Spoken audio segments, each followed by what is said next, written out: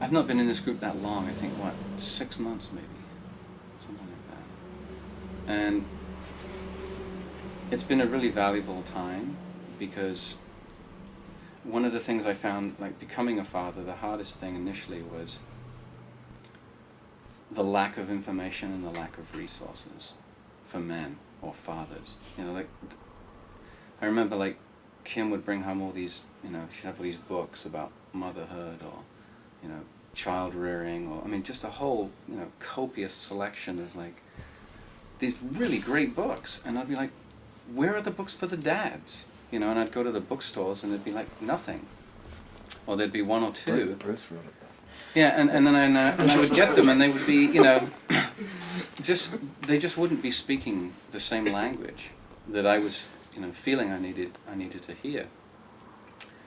And it was kind of ironic and funny because so I sort of resorted to reading Mothering magazine, which Kim was getting, which is a fantastic magazine. It's full of amazing information. But I'd get these really weird looks on the train. I'd be like commuting on BART, you know, reading Mothering magazine, and people would be kind of looking at me like, this guy's kind of creepy, you know.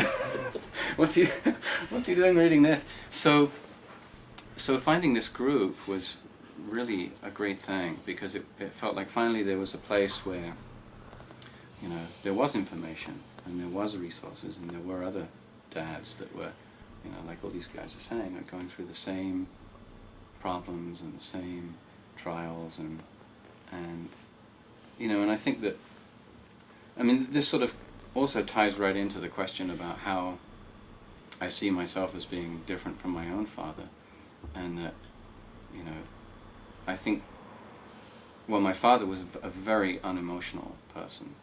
He was a scientist and he was very kind of rigid and you know, never let any emotions show, never really talked about anything about feelings, or, you know, it was all just sort of bite the bullet and get the job done. And that was always a really big struggle for me as a kid, because I was always very emotional and always, you know, very kind of connected to my feelings.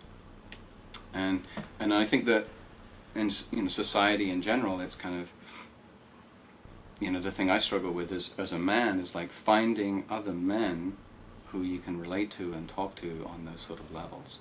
And, you know, so it is isolating. You know, that's why I was reading Mothering magazine, you know, because you know, occasionally I would meet like other, you know, there was always other men that I would, you know, would meet that would have kids, and sometimes there was, you know, I was able to sort of glean a little bit of information out of them, but it was really, it seemed challenging, like getting a little bit of, you know, blood out of a stone or something. And so to find a group like this where there's like a whole bunch of us and it's really easy, the information just flows and it's open and it's safe and it's real, is really valuable.